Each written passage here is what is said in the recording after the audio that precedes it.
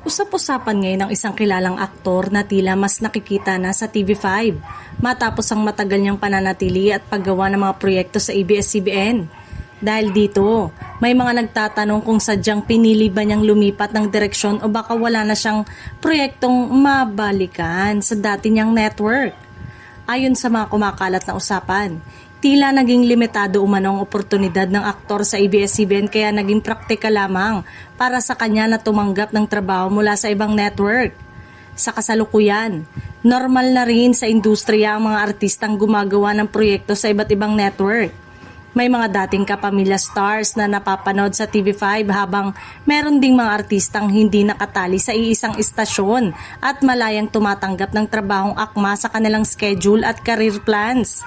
Sa katunayan, may mga aktor na naging bahagi ng TV5 production habang bukas pa rin sa paggawa ng proyekto sa ibang network. Ngayong 2026, ilang din kilalang dating kapamilya stars ang nabigyan ng proyekto sa TV5. Kabilang dito si J.M. D. Guzman na nagbida sa My Best Friend Eman kasama si Shaina Magdayaw.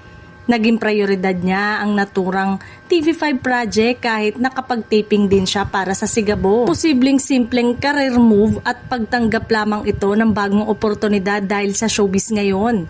Hindi nakakaiba ang makikita ng artistang lumilipat-lipat ng ibang network depende sa proyektong iniaalok.